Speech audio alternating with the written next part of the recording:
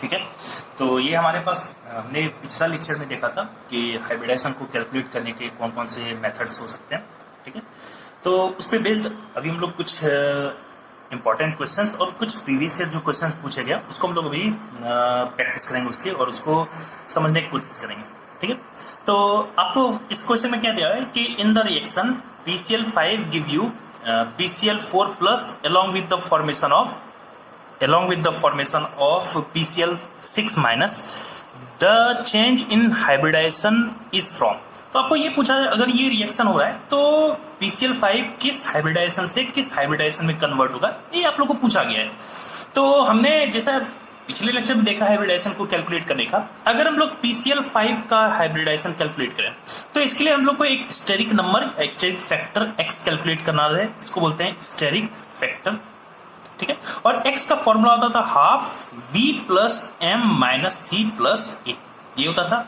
ठीक है, v क्या होता है valence electron of central atom, m क्या होता है number of monovalent atom, c क्या होता है चार्ज ऑफ केटायन, और a क्या होता है चार्ज ऑफ एनायन। तो अगर हम लोग PCl5 को कैलकुलेट शुरू करें तो आपको इसमें सेंट्रल एटम कौन सा है फॉस्फोरस। तो अगर मैं इसका x फैक्टर निकालूं तो क्या आ जाएगा, फॉस्फोरस का होता है 5 वैलेंस इलेक्ट्रॉन, क्लोरीन आपका मोनोवेलेंट है, इसका वैल्यू क्या है 5, कोई केटायन कोई एनायन नहीं, तो A और C का वैल्यू क्या आ जाएगा 0। तो यहाँ पे हो जाएगा x फैक्टर इसका, जिसको स्टेरिक फैक्टर बोलते हैं, वो है 5, और 5 अगर होता है तो उसका हाइब्रिडाइजेशन होता है sp3d। यहां तक सही। तो इसका मतलब PCl5 का हाइब्रिडाइजेशन हमारा क्या हो गया sp3d। यहां तक सही है।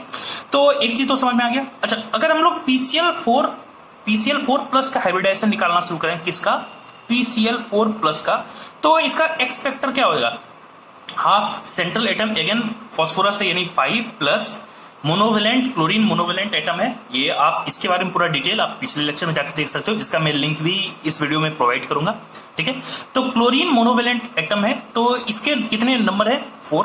अच्छा, केटायन को आप सब्सट्रैक्ट करते हो और एनायन को आप क्या करते हो ऐड, तो यहाँ पे केटायन प्लस 1 है, तो यानी इसमें एक आप सब्सट्रैक्ट करोगे, तो 5 प्लस 4 9 माइनस 1 8/2 यानी 4, और 4 अगर होता है तो इसका हाइब्रिडाइजेशन क्या हो जाएगा sp3। यहां तक सही है। अच्छा, अगर हम लोग PCl6 माइनस का अगर हम लोग हाइब्रिडाइजेशन निकालें तो इसका x फैक्टर हो जाएगा हाफ 5 प्लस 6 प्लस 1। ठीक है, इस फॉर्मूले पे रखोगे तो यहां से इसका x फैक्टर हो जाएगा 6 प्लस 5 11 1 12/2 यानी 6, और इसका मतलब इसका हाइब्रिडाइजेशन हो जाएगा sp3d2। ठीक है, तो आपको PCl5 sp3d से किस में जा रहा है sp3 में, और sp3d2 में जा रहा है। तो इस बेसिस पे अगर देखो तो आपको इसका करेक्ट आंसर होगा आपका ए। क्यों, क्योंकि sp3d से ये किस में कन्वर्ट हो रहा है sp3 में, जो कि PCl4 का है, और PCl6 माइनस का हाइब्रिडाइजेशन क्या है sp3d2, जिससे आपको ऑप्शन 1 इससे मैच कर रहा है। ठीक है, चलो।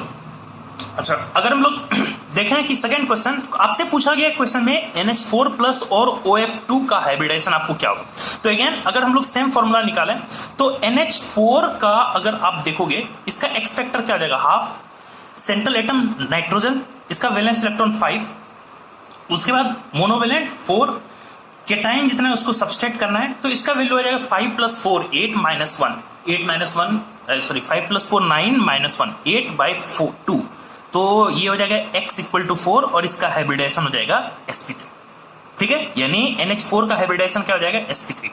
अच्छा, OF2 अगर निकालोगे तो OF2 में आपको सेंट्रल एटम कौन सा होगा ऑक्सीजन, जो कि स्मॉल अमाउंट में अवेलेबल है, तो इसका x फैक्टर क्या हो जाएगा हाफ ऑक्सीजन का वैलेंस इलेक्ट्रॉन 6 प्लस 2, तो 6 प्लस 2 8/2 यानी इसका वैल्यू क्या हो जाएगा आपको अगेन 4, और 4 बोलने का मतलब है कि इसका हाइब्रिडाइजेशन sp3, मतलब NH4 का भी हाइब्रिडाइजेशन sp3 और OF2 का भी हाइब्रिडाइजेशन sp3।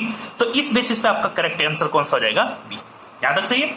चलो, अब हम लोग ये एक अच्छा क्वेश्चन है, इसको हम लोग देखने की कोशिश करते हैं यहाँ पे। ठीक है, तो यहां पे आपको क्या दिया हुआ है कि SeF6 sp3d2 हाइब्रिडाइज्ड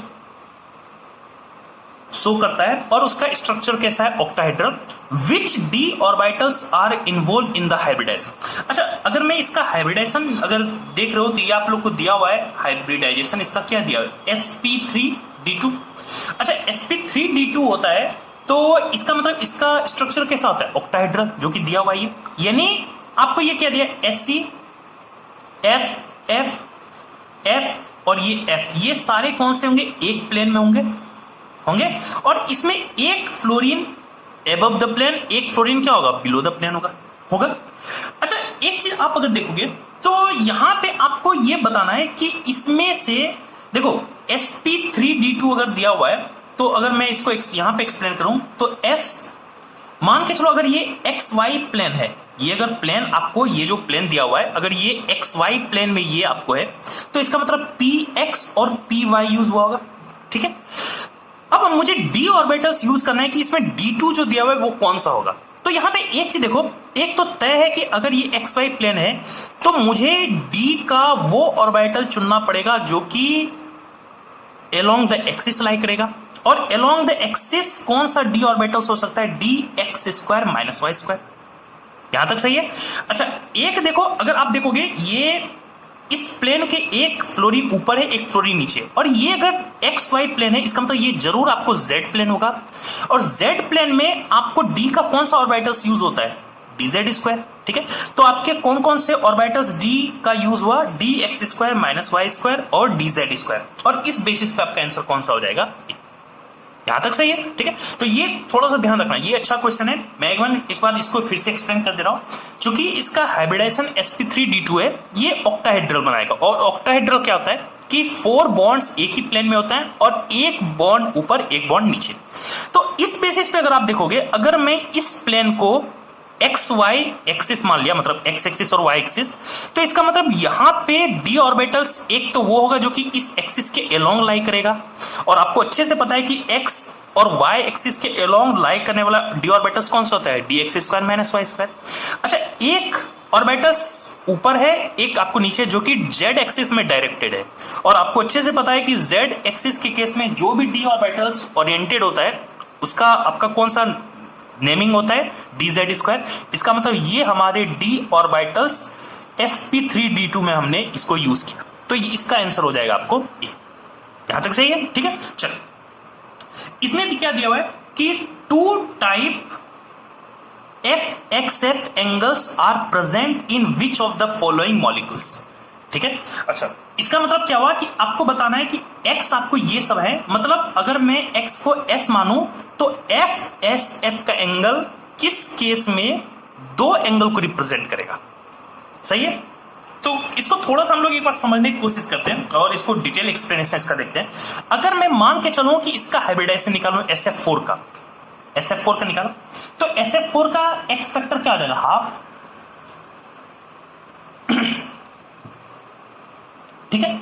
उसके बाद अगर मैं इस केस में निकालना शुरू करूं, SF4 के केस में अगर मैं इसका हाइब्रिडाइजेशन निकालना शुरू करूं, तो मैं यहां पे एक चीज पे ध्यान क्या देना चाह रहा हूं कि अगर मुझे किसी तरह से इसका अगर सबका स्ट्रक्चर अगर मुझे पता चल गया, तो फिर मैं इस बेसिस पे इस क्वेश्चन को सॉल्व कर सकता हूं। मतलब इसमें क्वेश्चन में क्या पूछा गया कि इसमें से कौन से मॉलिक्यूल्स का अगर स्ट्रक्चर बनाओगे तो उसमें 2 डिफरेंट एंगल्स एग्जिस्ट करते हैं, ठीक है। तो अगर मैं सल्फर का अगर मैं वैलेंस इलेक्ट्रॉन देखूं तो क्या होता है? 6 ये होता है, तो 6 हो गया। मोनोवेलेंट एटम कितने हैं? 4, यानी इसमें 10 डिवाइडेड बाई 2 5 हो गए। 5 बोलने का है इसका हाइब्रिडाइजेशन कौन सा हो जाएगा? sp3d हो जाएगा। अच्छा, XeF4 अगर इसका मैं हाइब्रिडाइजेशन निकाल के देखूं तो इसका हाइब्रिडाइजेशन आपका क्या हो जाएगा? x फैक्टर हाफ 8 + 4 12/2 6 बोलने का मतलब होता है कि sp3d2 इसका हाइब्रिडाइजेशन। अच्छा, SF6 का हाइब्रिडाइजेशन हाफ 6 + 6 यानी इसका भी वैल्यू 6 होगा x फैक्टर, और इसका हाइब्रिडाइजेशन अगेन क्या आ जाएगा? sp3d2। और अगर CF4 का हाइब्रिडाइजेशन निकालोगे तो इसका वैल्यू होगा हाफ 4 + 4, तो 4 इसका हाइब्रिडाइजेशन कौन सा आ जाएगा? sp3।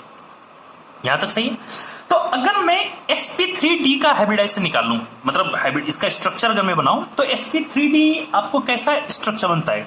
ट्रायगोनल बाइपिरामिडल, यही बनता है, ये बनता है इस केस में। अच्छा, अगर ट्रायगोनल बाइपिरामिडल का अगर स्ट्रक्चर देखोगे तो कैसा बनता है इसका स्ट्रक्चर? ट्रायगोनल बाइपिरामिडल का अगर आप देखोगे जैसे S इस तरह से 4 प्लेन में, और एक एबव द प्लेन, एक बिलो द प्लेन, यही होगा इस केस में। तो अगर मैं इसको रिप्रेजेंट करना शुरू करूं तो इसको मैं क्या इसका स्ट्रक्चर बना सकता हूं, सॉरी ट्राइगोनल बाई पिरामिडल होगा। तो इसमें क्या बनेगा, एस, ये एफ, ठीक है, ये एफ, ये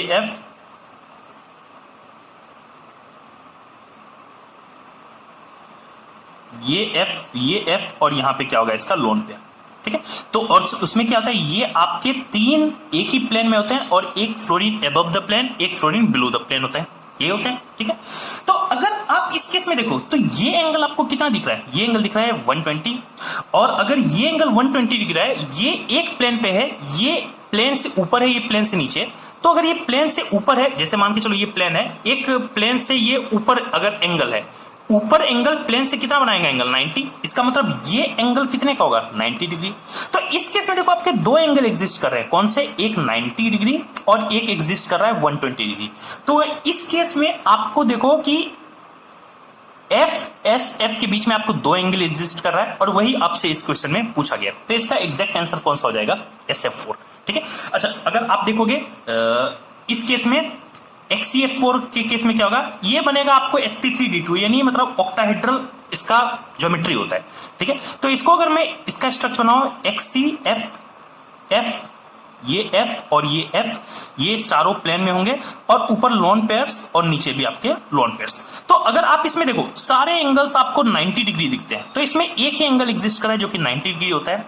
उसी तरह से sp3d2 अगेन इसका स्ट्रक्चर कैसा होगा, ऑक्टाहेड्रल, और इसमें भी सारे एंगल्स कितने होंगे आपके 90 डिग्री होंगे।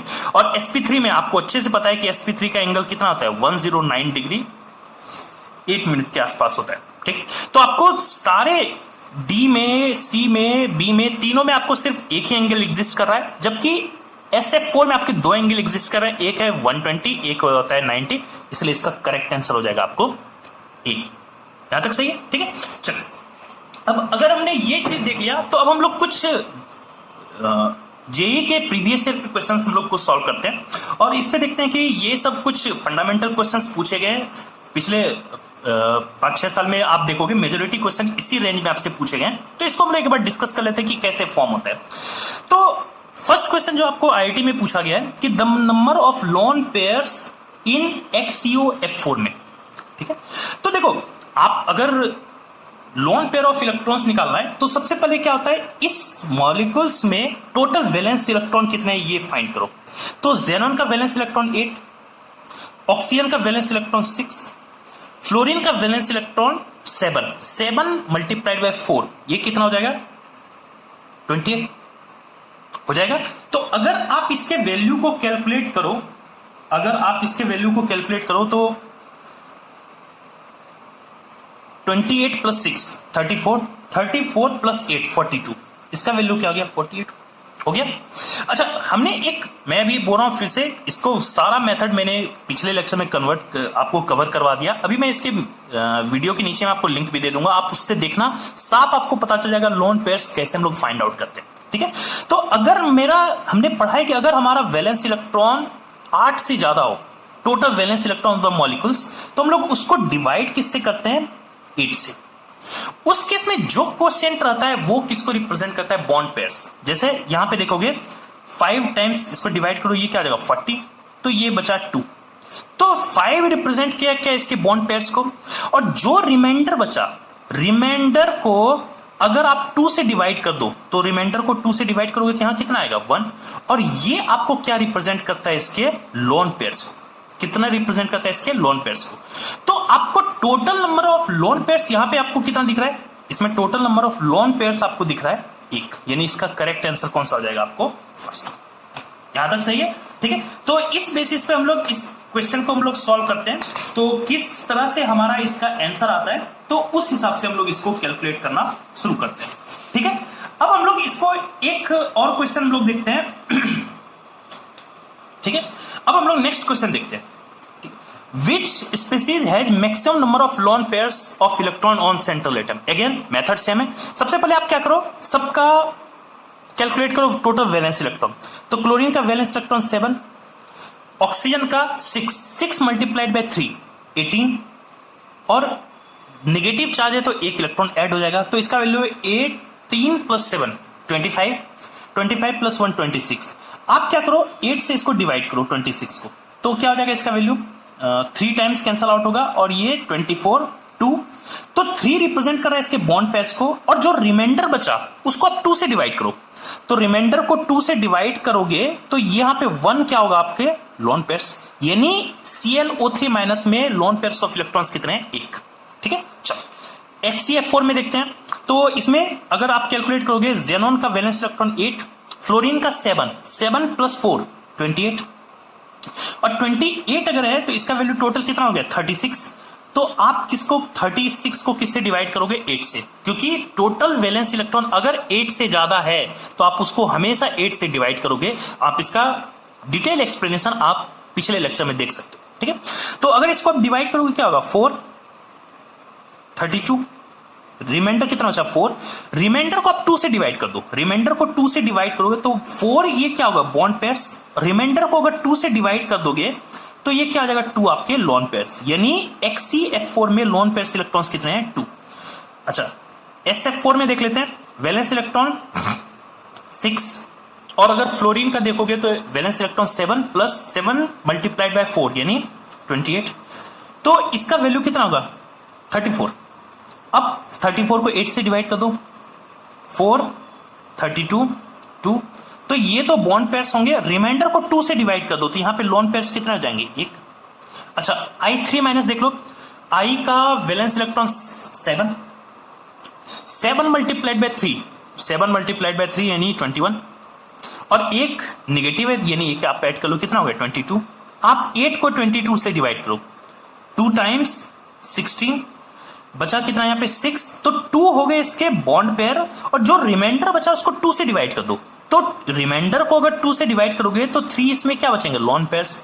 तो देखो ClO3 में लोन पेयर्स 1 हैं, HCF4 में लोन पेयर्स 2 हैं, SF4 में लोन पेयर 1 है, और I3 माइनस में लोन पेयर्स आपके कितने हैं 3। तो मैक्सिमम आपको नंबर ऑफ लोन पेयर्स किसमें है I3 माइनस में, और इसका मतलब इसका करेक्ट आंसर हो जाएगा I3 माइनस। यहां तक सही है। चलो अब देखते हैं इस केस में विच of the following molecules is planar. ठीक है, तो अगर हम लोग प्लेनर कैलकुलेट करना है तो आपको याद रखना पड़ेगा, और इसको आपको पता भी होगा हो सकता है कि प्लेनर आपको स्ट्रक्चर तभी मिलता है जबकि आपका हाइब्रिडाइजेशन या तो sp रहे या फिर उसका हाइब्रिडाइजेशन क्या रहे sp2 रहे। sp3 होने पे वो टेट्राहाइड्रल हो जाता है जो कि नॉन प्लेनर होता है नेचर में। ठीक है, तो हम लोग चलो अगर इस दोनों में इस बेसिस पे अगर हम लोग देखना शुरू करें कि अगर प्लेनर है तो हमारा हाइब्रिडाइजेशन क्या होगा sp और या फिर sp2, दोनों में से कोई भी हो सकता है। तो अगर मैं NF3 का हाइब्रिडाइजेशन निकालूं तो इसका एक्स फैक्टर क्या हो जाएगा हाफ, n का वैलेंस इलेक्ट्रॉन अगर आप देखोगे 5 प्लस 3, चूंकि मोनोवेलेंट एटम कितने 3 यानी 3, तो 5 प्लस 3 4, इसको अगर आप सॉल्व करोगे 5 प्लस 3 8 डिवाइडेड बाय 2 ये क्या आ जाएगा 4, और अगर x का वैल्यू 4 होता है तो इसका हाइब्रिडाइजेशन क्या होता है आपको sp3, तो ऑब्वियस sp3 है तो ये कैसा होगा नॉन प्लेनर। अच्छा NCl3 देख लोगे, इसका एक्स फैक्टर भी क्या हो जाएगा हाफ, नाइट्रोजन का वैलेंस इलेक्ट्रॉन 5, कितने क्लोरीन आपको मोनोवेलेंट एटम है, कितने मोनोवेलेंट एटम है 3, यानी अगेन इसका x का वैल्यू 4 हुआ, यानी इसका हाइब्रिडाइजेशन क्या हो गया sp3। pH3 देख लो, इसका एक्स फैक्टर क्या हो जाएगा हाफ, फास्फोरस का वैलेंस इलेक्ट्रॉन 5, H एक मोनोवेलेंट एटम है, उसका कितना वैल्यू अवेलेबल है 3 यानी +3। तो याद रखना कि ये जो रिप्रेजेंट कर रहा है ना कितने नंबर ऑफ मोनोवेलेंट एटम है, तो वो मैंने यहां पे लिखा है। तो इसका वैल्यू भी अगेन हो गया 4, यानी इसका भी हाइब्रिडाइजेशन क्या हो गया sp3। अगर हम लोग BF3 देखेंगे तो बोरॉन का वैलेंस इलेक्ट्रॉन कितना हो जाएगा 3, फ्लोरीन मोनोवेलेंट एटम है, तो ये कितना अमाउंट में अवेलेबल है 3, तो इसको हम लिख देंगे 3। तो यहां से x का वैल्यू क्या आ गया आपको 3, और 3 अगर हो गया तो इसका हाइब्रिडाइजेशन कौन सा आ जाएगा sp2। तो साफ आपको दिख रहा है कि चूंकि sp3 आपको इसका स्ट्रक्चर होता है टेट्राहेड्रल, तो ये कैसे होते हैं नेचर में नॉन प्लेनर। ठीक है, और sp2 हाइब्रिडाइजेशन आपको नेचर में कैसा होता है प्लेनर। तो इस बेसिस पे आप करेक्ट इसका आंसर का BF3। यहां तक सही है। ठीक है, चलो हम लोग नेक्स्ट क्वेश्चन देखते हैं। The species having pyramidal shape is, मतलब इसमें से किसका स्ट्रक्चर आपको होगा पिरामिडल।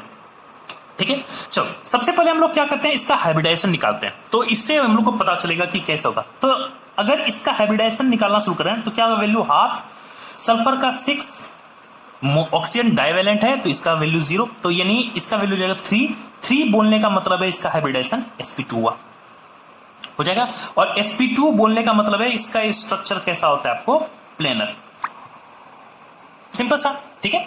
या फिर इसको ट्राइगोनल बाई प्लेनर भी हम लोग नाम देते हैं, ठीक है। अगर BrF3 का हाइब्रिडाइजेशन निकालोगे तो क्या आ जाएगा, हाफ, ब्रोमीन का आपको valence electron 7 plus monovalent atom 3 है, तो 7 + 3 10 डिवाइडेड बाई 2 5, यानी इसका हाइब्रिडाइजेशन क्या हो जाएगा, sp3d। और sp3d होता है तो इसका आपका स्ट्रक्चर अगर आप बनाओगे तो इसका अगर आप स्ट्रक्चर बनाना शुरू करोगे तो जैसे ये ब्रोमीन है और इसमें ये 5 लोकेशन है जिसमें कि हम सब कंपोनेंट को भरते हैं। तो याद रखना कि इसमें हम लोग को एक चीज ध्यान देना होता है कि इस मॉलिक्यूल्स में जो भी लोन पेयर ऑफ इलेक्ट्रॉन्स होते हैं उसको हमेशा हम लोग उस पोजीशन पे रखते हैं जहां पे रिपल्सन क्या होता है आपको कम। तो इस चूंकि आप इसमें देखोगे इसमें 2 लोन पेयर ऑफ इलेक्ट्रॉन्स होते हैं। अब लोन पेयर ऑफ इलेक्ट्रॉन्स कैसे निकालते हैं आपने इस क्वेश्चन में देख लिया है, कैसे हम लोग लोन पेयर ऑफ इलेक्ट्रॉन निकालते थे, वहां से आप देख सकते हो एक बार, ठीक है। तो इस बेसिस पे अगर आप देखोगे तो लोन पेयर ऑफ इलेक्ट्रॉन यहां पे आएंगे और 3 फ्लोरीन क्या आएंगे आपके यहां पे। तो इस तरह से इसका स्ट्रक्चर कैसा होता है, टी शेप्ड होता है। देख रहे हो, अगर आप इसको इग्नोर करो तो इसका स्ट्रक्चर क्या होगा, टी शेप्ड। तो ये आपको कैसे होंगे, टी शेप्ड, और ये भी नेचर में कैसे होते हैं, प्लेनर, ठीक है। अच्छा, SiO3 का अगर एक्स फैक्टर निकालोगे क्या होगा, हाफ, 4 + 2 6, यानी इसका हाइब्रिडाइजेशन कौन सा हो जाएगा आपको, 2। इसका मतलब ये भी स्ट्रक्चर कैसा हो गया आपको, प्लेनर। अगर मैं इसको निकालूं इसका एक्स फैक्टर क्या हो जाएगा, देखो इसमें सल्फर होगा आपको सेंट्रल एटम क्योंकि ये सबसे लीस्ट इलेक्ट्रोनेगेटिव है, तो क्या हो जाएगा, हाफ, 6 + 2, यानी इसका वैल्यू हो जाएगा 8 मतलब डिवाइडेड बाय 2 करोगे 4, यानी इसका हाइब्रिडाइजेशन हो सकता है sp3। और अगर इसका अगर आप स्ट्रक्चर बनाओगे तो इस केस में ये स्ट्रक्चर आपको कैसा आएगा, पिरामिडल आएगा। ये कैसा स्ट्रक्चर आता है आपको, पिरामिडल। और इस बेसिस पे आपका करेक्ट आंसर कौन सा है आपका, 4।